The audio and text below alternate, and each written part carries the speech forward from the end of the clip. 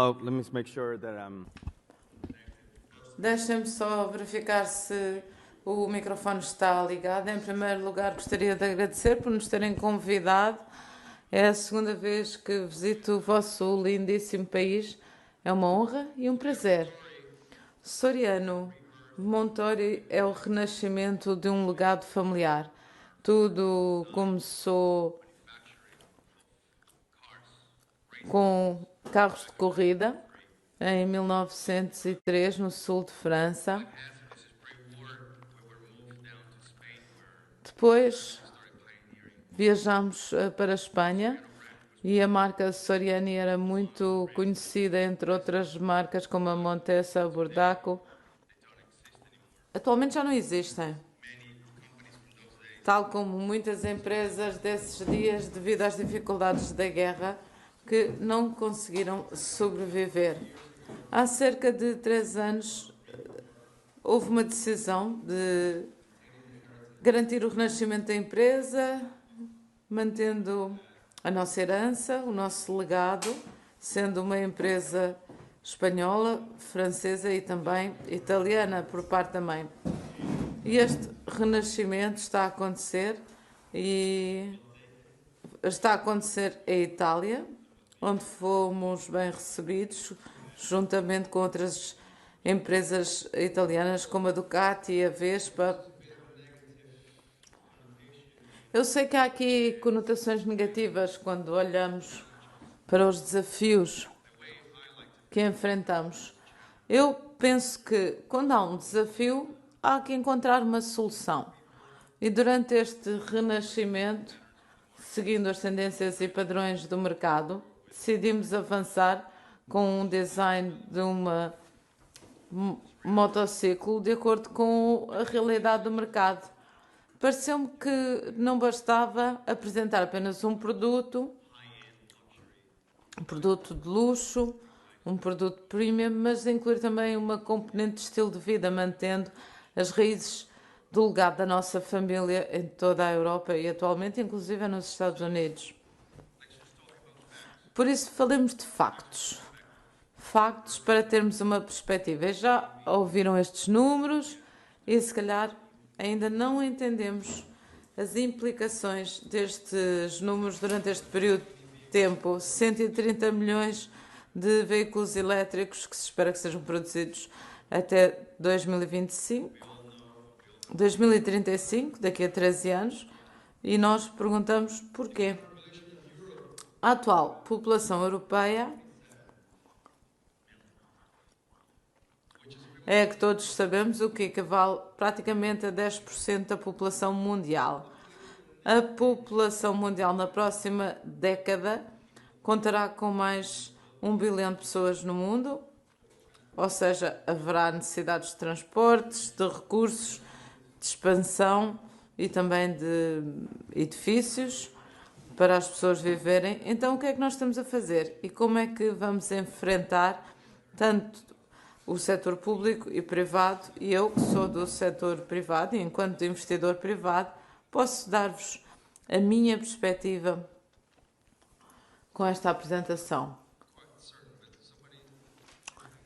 Eu não sei se alguém está a fazer avançar o PowerPoint ou sou eu que o faço, porque eu não tenho aqui um clicker para fazer avançar. Pode passar para a terceira página, por favor? Obrigado. Então, vamos ver os aspectos fulcrais. Temos de criar infraestruturas para 130 milhões de veículos elétricos. E quem é que o está a fazer? Onde é que isto está a ser feito? E será que estamos à espera que os nossos poderes locais assumam a liderança? Eu não. Nós, os investidores privados, assumimos a liderança e isso é que fará as coisas avançar. Numa conversa recente em Espanha, perguntaram-me se eu estaria disposto a aceitar dinheiro do governo para dar continuidade ao que fazemos. Eu respondi que não.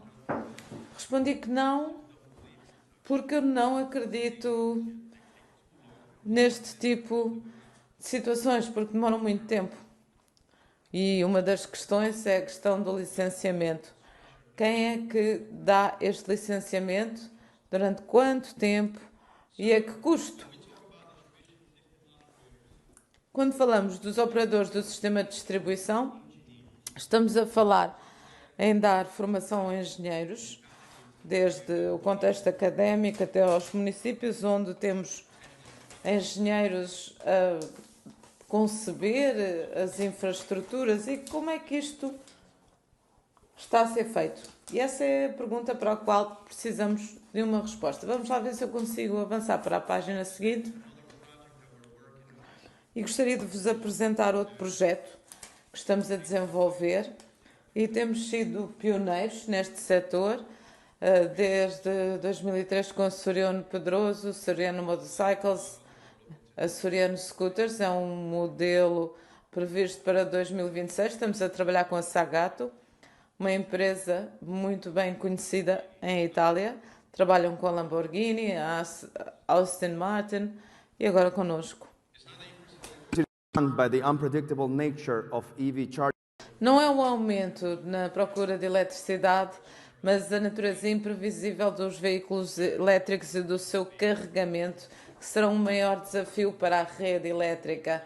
A questão é sempre a mesma. Onde é que eu posso carregar o veículo elétrico? Qual é a autonomia do veículo elétrico? O tempo para fazer o carregamento? E os jornais falam da produção esperada durante um determinado número de anos. Parece-me a mim que ainda estamos longe disso, a não ser que o setor privado comece a avançar para produzir o que é necessário. Pois muito bem, vamos manter o nosso foco.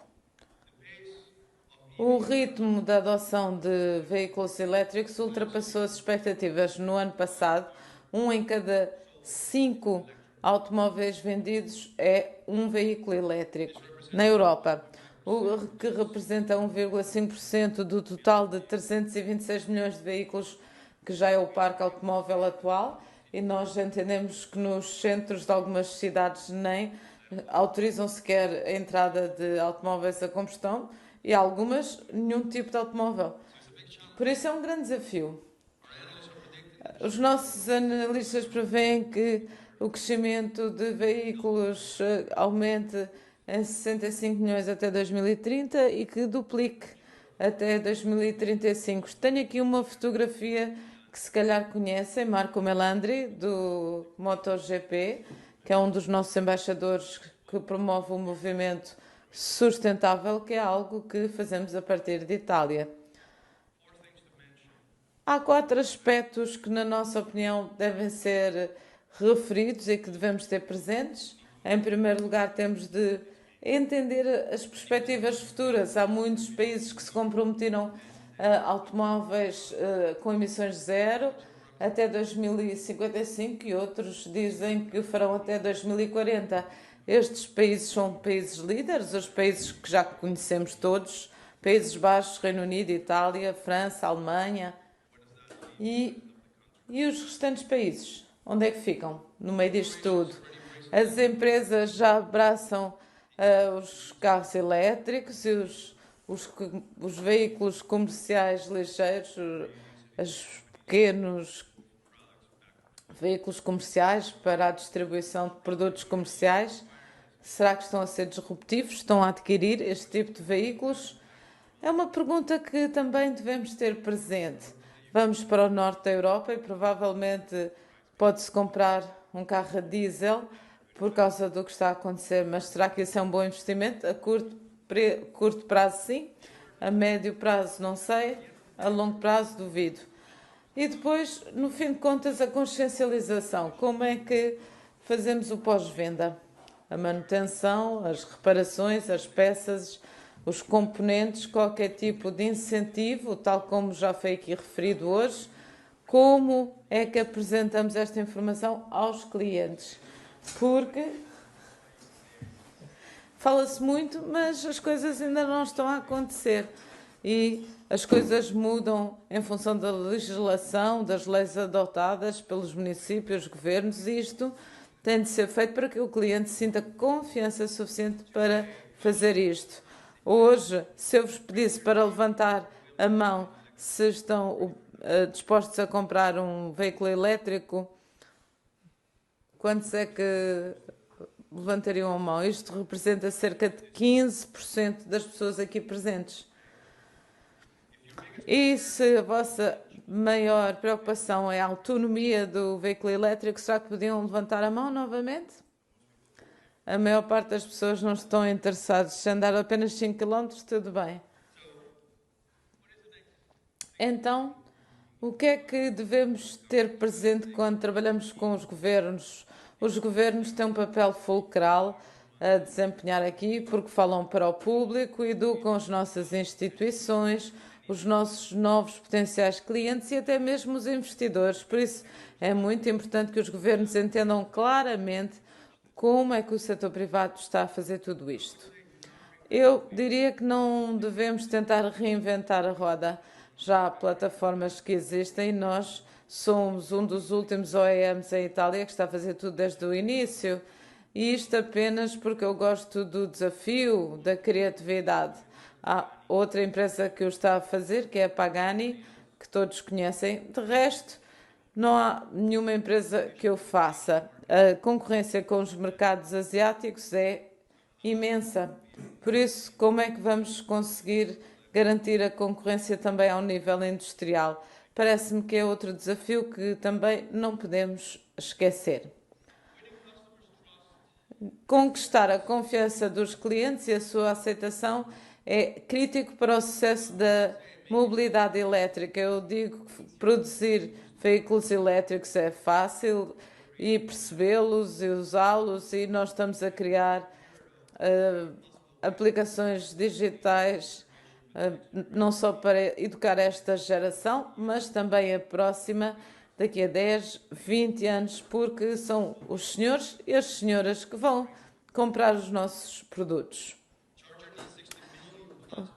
Precisamos mais de 65 milhões de pontos de carregamento na Europa até 2035. Por isso, como é que estes postos de carregamento vão ser disponibilizados e quais são os custos da eletricidade? Estes são alguns dos desafios que estamos também a enfrentar.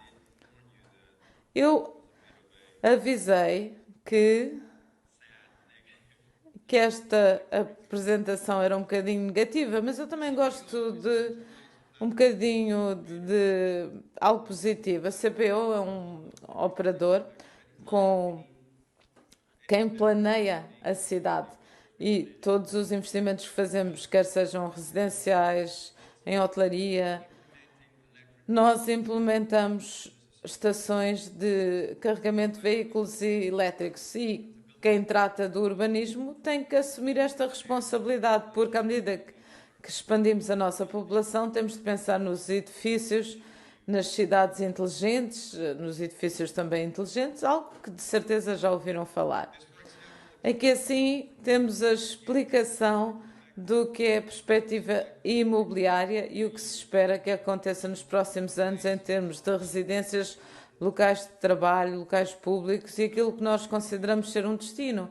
Como é que nós vemos estes pontos de carregamento, como é que são ou não fáceis de utilizar, se são realmente fáceis de utilizar, porque algumas dos pontos de carregamento precisam de um conversor, sobretudo se estamos a pensar na expansão da nossa marca na Europa, no Reino Unido, nos Estados Unidos, já para não falar no mercado asiático. Isso já é uma história completamente diferente.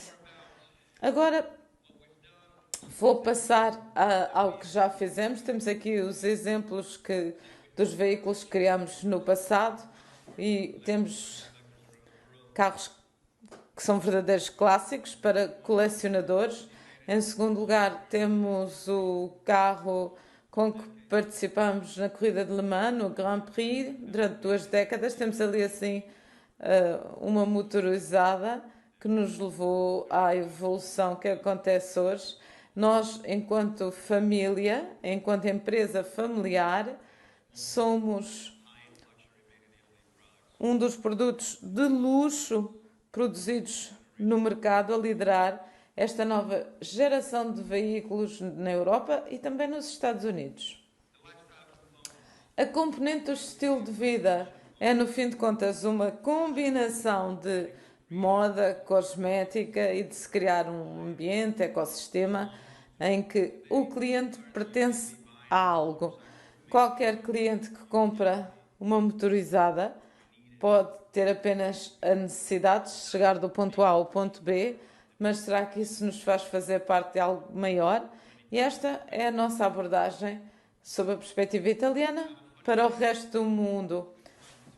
Se calhar vão achar que é demasiado engraçado aquilo que eu costumo dizer.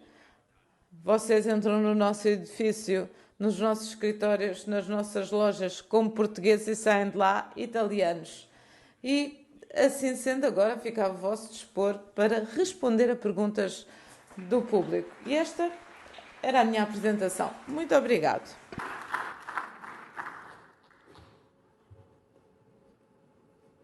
Any questions? Controversies? Yes, sir. Perguntas, inclusive perguntas controversas.